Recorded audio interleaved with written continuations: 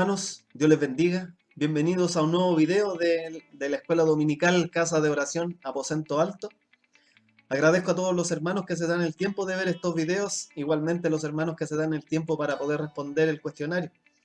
En general, el último cuestionario estaban bastante bien las respuestas, aunque algunos estaban confundidos con el tema de la justicia. Bueno, y como muchos respondieron, la justicia de la que hablamos en la clase anterior tenía que ver con la justicia del hombre y no la de Dios, la que nosotros creemos. O sea, nosotros creemos que lo más justo para una persona que hace muchas cosas buenas es irse al cielo. Pero para Dios, la única justicia que te puede llevar al cielo, o en realidad que te puede llevar a la eternidad, más bien dicho, es solo la justicia que proviene de Él. Es solo la justicia que nos da Jesucristo mediante su sacrificio en la cruz. Esa es la única justicia que para Dios vale. Bueno, y espero haber podido aclarar un poco esa duda que había. Y ruego a Dios que estos videos les sean a cada uno de ustedes de edificación y de ánimo para seguir perseverando en la fe y en el conocimiento del único Dios verdadero. Hoy empezaremos con un nuevo estudio. Anteriormente estuvimos viendo el Evangelio. Hoy empezaremos con los atributos de Dios, o más bien podría llamarse la doctrina de Dios, que es como comúnmente se llama en las teologías sistemáticas. No seremos tan extensos como en una de estas obras, pero esperemos ver algunos de estos atributos de Dios y poder conocer más a este Dios grande y poderoso al cual nosotros adoramos y alabamos. Antes de comenzar, les aviso que los textos que vamos a leer son de la Biblia Reina Valera, de la Nueva Biblia Viva y de la Nueva Traducción Viviente, porque algunos hermanos también preguntan por interno cuáles son las versiones que hemos leído. Esas tres versiones son las que vamos a usar en este estudio: la Reina Valera 1960, la Nueva Biblia Viva, que es NBV, y la NTV, la Nueva Traducción Viviente. Entonces, antes de considerar el carácter de Dios, es necesario empezar con la pregunta básica de cómo sabemos que Dios existe. ¿Cómo sabemos que Dios existe? Si alguien nos pregunta, ¿cómo sabe usted que Dios existe? Eso vamos a tratar de responder hoy. No haremos un gran estudio sobre las evidencias de su existencia, pero trataremos de hacer una introducción a algunas de las evidencias que tenemos de la existencia de Dios, lo cual nos proveerá un cimiento útil para el estudio del carácter de Dios. Y más allá de esto, también podemos preguntar: si Dios existe, ¿es posible realmente conocerlo? ¿Es posible que realmente le conozcamos? Así que veremos estas dos preguntas en el día de hoy. Así que comenzaremos con la existencia de Dios, pero antes haremos una pequeña oración. Señor, te pedimos, Señor, en esta hora que tú puedas ayudarnos, Señor, a poder estudiarte, Señor, a poder conocerte un poco más. Sabemos que no te podemos conocer completamente, pero sí sabemos, Señor, que te podemos conocer, aunque sea un poco, lo cual nos ayudará mucho, Señor, a poder reforzar, Señor, nuestra fe y poder reforzar nuestro conocimiento de ti, Señor. Usa, Señor, estos videos para tu gloria, y usa, Señor, a este siervo tuyo, que a pesar de ser pecador, Señor, a pesar de ser un hombre de labios inmundos, tú puedas usarme, Señor. Te lo pido en el nombre de Jesús. Amén.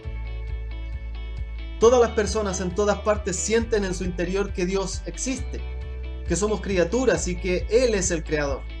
Pablo dice en Romanos capítulo 1, versículo 21, que incluso los gentiles incrédulos conocieron a Dios, pero no le honraron como a Dios ni le dieron gracias. Dice en el versículo 25 del mismo capítulo de la carta de los Romanos, dice que los incrédulos perversos cambiaron la verdad de Dios por la mentira, dando a entender que ellos a propósito rechazaron algo de la verdad en cuanto a la existencia de Dios y del carácter de Dios que ellos conocían. Pablo dice que Lo que se puede conocer acerca de Dios es evidente para ellos, y que esto es así, pues Él mismo se los ha revelado, dice en Romanos capítulo 1, versículo 19. Sin embargo, la Biblia también reconoce que algunos niegan sentir en su interior, en su foro interno, a Dios, e incluso lo niegan que Él exista. Pero la palabra dice que es el necio el que dice en su corazón no hay Dios, según el Salmo 14, versículo 1, o el Salmo 53, versículo 1. Es el malo el que maldice y renuncia al Señor y luego repetidamente piensa con orgullo no hay Dios, dice el Salmo 10, versículos 3 y 4. Estos pasajes indican que el pecado conduce a las personas a pensar irracionalmente y a negar la existencia de Dios, y que es este tipo de personas el que dice no hay Dios.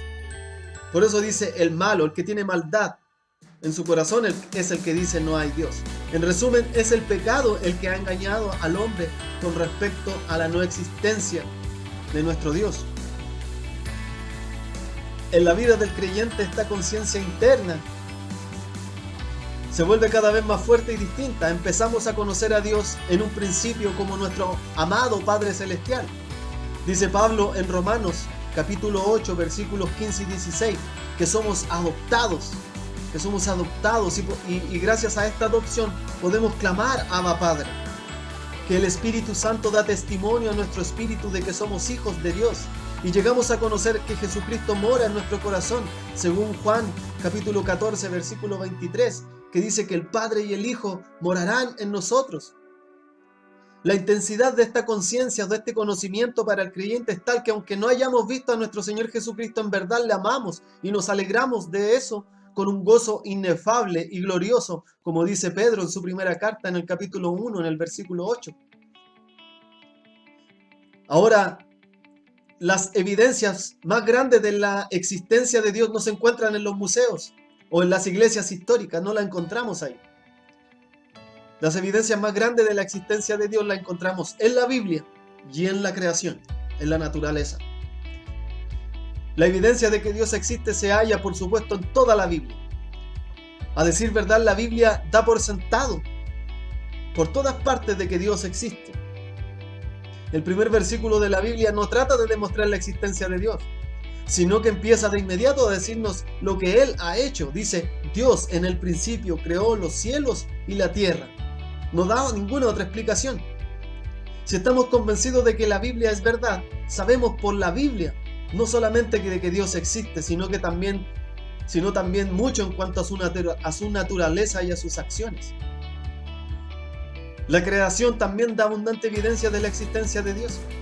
Pablo dice en Romanos capítulo 1, versículo 20, que el mundo fue creado. La humanidad ha contemplado toda la creación que le muestra el eterno poder de Dios y el hecho de que Él es verdaderamente Dios.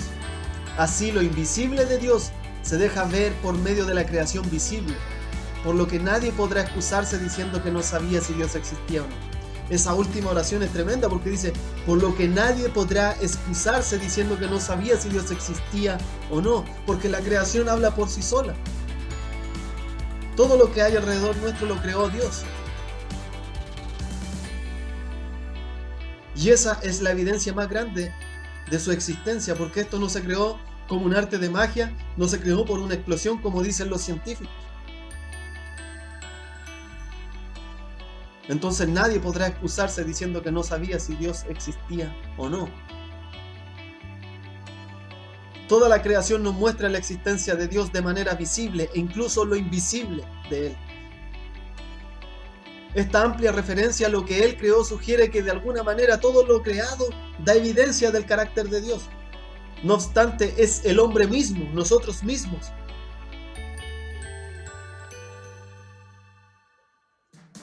Hemos sido creados a imagen de Dios. El que da más abundante testimonio de la existencia de Dios somos nosotros. Cada vez que nos encontramos con otro ser humano, debemos darnos cuenta de que una criatura tan intrincada, tan hábil, tan comunicativa, tan viva, solamente pudo haber sido creada por un creador infinito y omnisciente.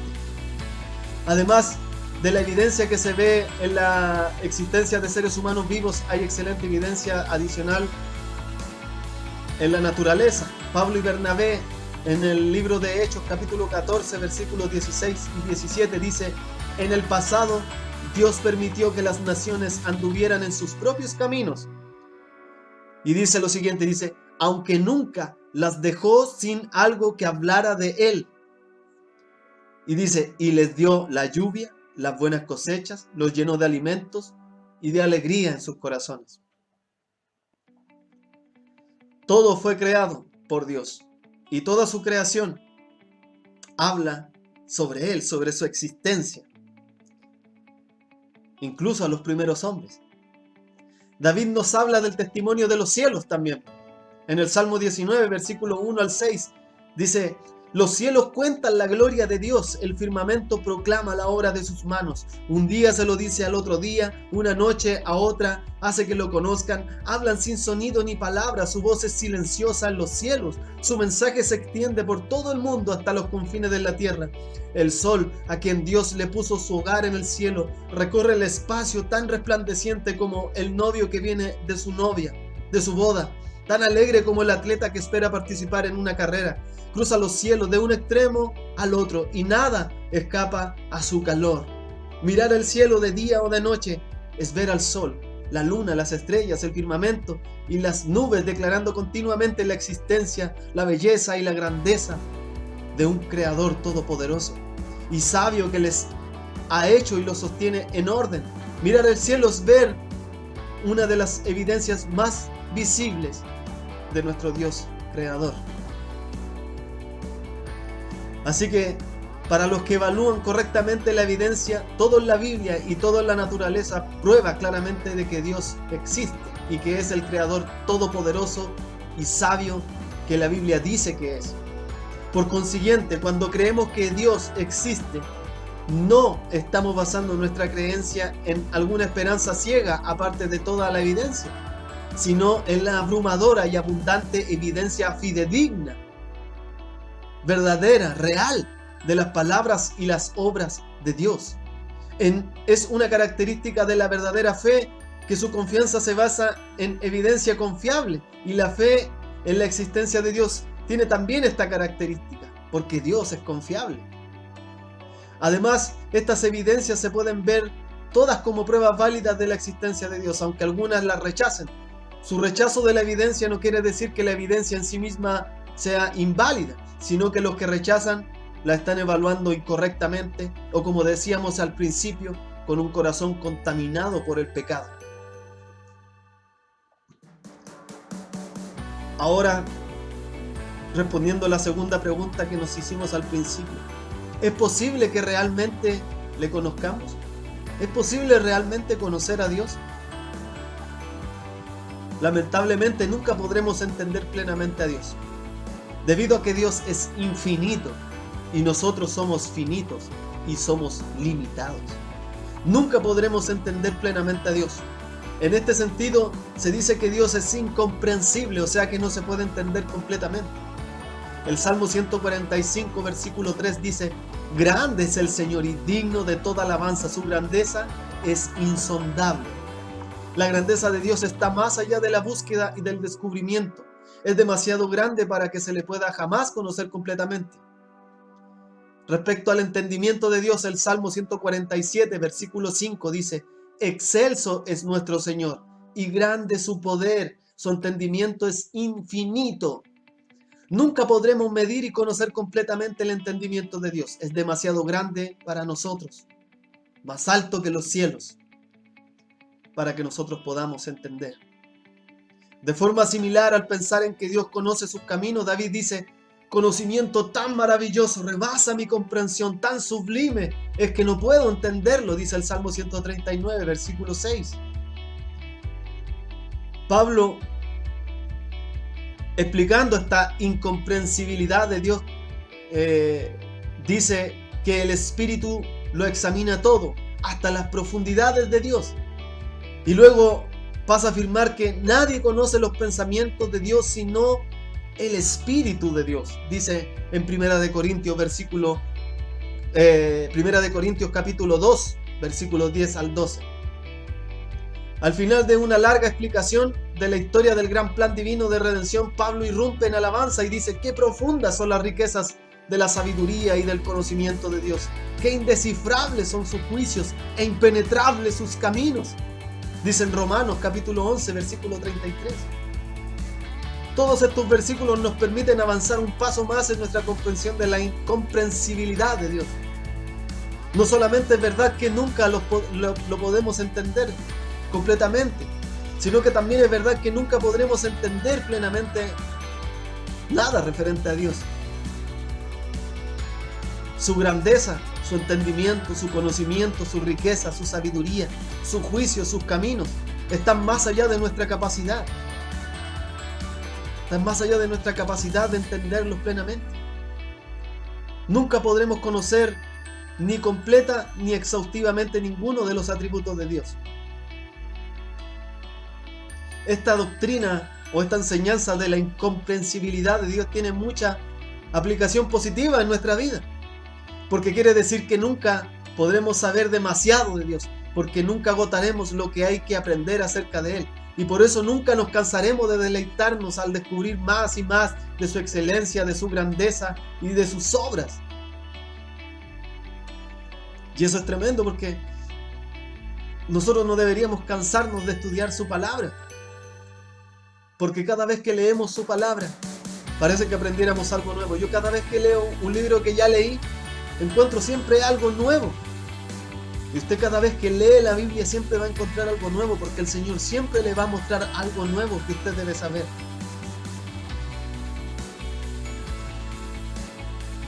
Por eso debemos deleitarnos en descubrir más y más de su grandeza y de sus obras.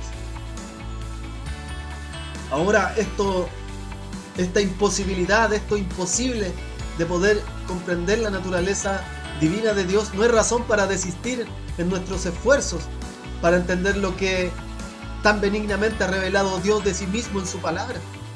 Sería una locura decir que porque no podemos adquirir un conocimiento perfecto es mejor no esforzarnos en alcanzar parte. Arthur Walkington Pink, A.W. Pink, un autor de gran cantidad de libros, él dice: nada aumenta tanto la capacidad del intelecto y del alma humana como la investigación devota, sincera y constante del gran tema de la divinidad. Nada nos puede hacer tan bien como estudiar a Dios. Nada nos va a hacer crecer más que estudiar a Dios, que conocerlo. Ahora, sin embargo, sí podemos conocer las verdades de Dios. A lo mejor no podemos conocer completamente a Dios, pero podemos conocer sus verdades. No podemos conocer a Dios exhaustivamente, ¿cierto? Pero podemos conocer sus verdades. Concretamente, todo lo que la Biblia nos dice acerca de Dios es verdad. Es verdad decir que Dios es amor, que Dios es luz, que Dios es espíritu, que Dios es justo, etc. Decir esto no implica ni exige que lo sepamos todo acerca de Dios o en cuanto a su amor, su justicia o cualquiera de sus atributos. Cuando digo que tengo 2 hijos, esta afirmación es enteramente cierta, aunque no lo sé todo en cuanto a mis hijos y ni siquiera en cuanto a mí mismo. Lo mismo sucede con nuestro conocimiento de Dios. Tenemos conocimiento verdadero de Dios en la Biblia, aunque no tenemos conocimiento exhaustivo. Podemos saber algunos de los pensamientos de Dios o incluso muchos de ellos en la Biblia, y cuando los sabemos, como David, debemos decir que los hallamos preciosos, según el Salmo 139, versículo 7. Todo lo que aprendemos de Dios es precioso. Lo más importante es que conocemos a Dios mismo, no simplemente información acerca de Él y lo que Él hace.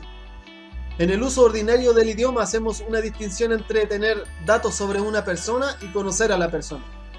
Sería verdad si digo que tengo muchos datos acerca de uno de mis cantantes favoritos, pero no sería verdad si dijera que lo conozco.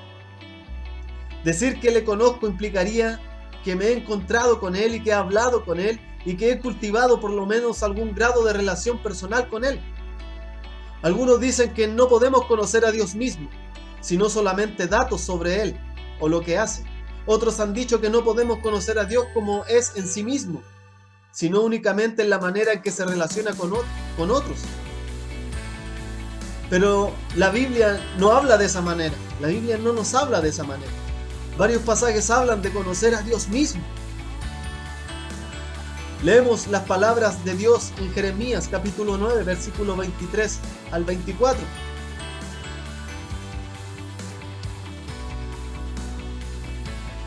Dice, así dice el Señor, que no se gloríe el sabio de su sabiduría, ni el poderoso de su poder, ni el rico de su riqueza.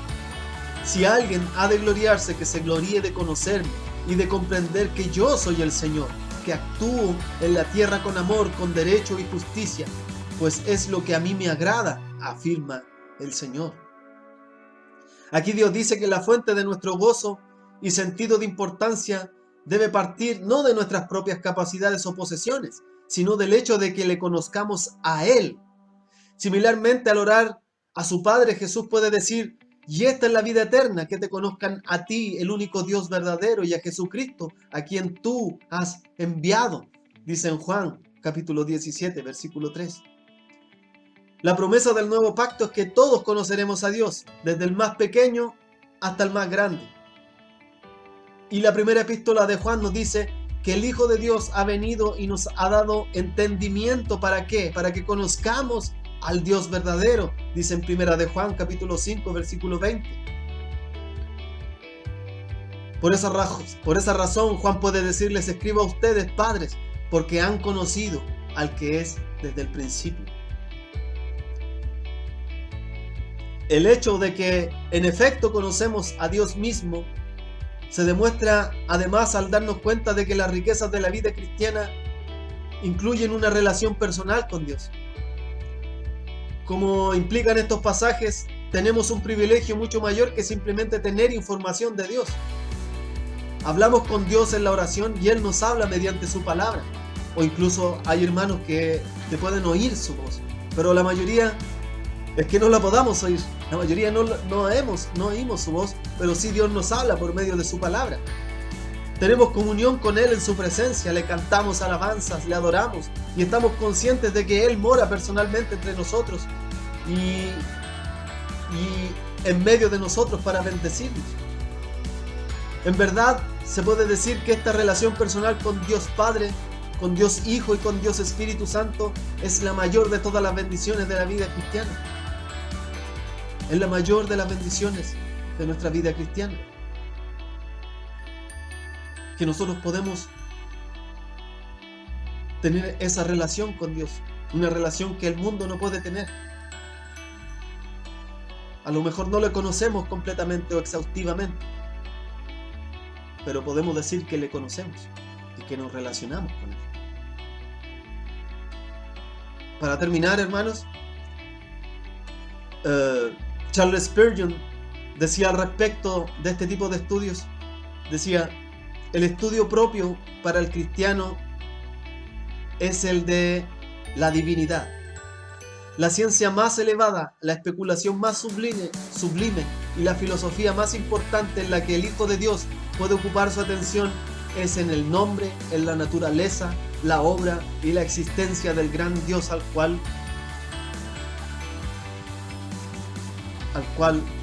nosotros llamamos Padre.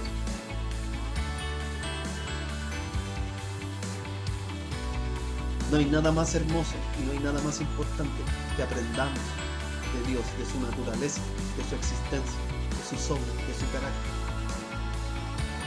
Espero de todo corazón que este estudio pueda provocar en usted, que pueda provocar también en mí un deseo de conocer más a Dios, aunque no le podamos conocer plenamente. Que podamos tener hambre de conocer a Cristo, de conocer a su Espíritu Santo, y que podamos decir como Pablo decía en Filipenses capítulo 3, versículo 10, quiero conocer a Cristo y experimentar el gran poder que lo levantó de los muertos. Quiero sufrir con Él y participar de su muerte para poder experimentar de una u otra manera la resurrección de los muertos. Hermanos, que Dios les bendiga en este día, que Dios les guarde, y que Dios pueda cumplir los anhelos de su corazón y pueda despertar en usted un deseo y un hambre por conocerla. Que Dios les ayude. Amén.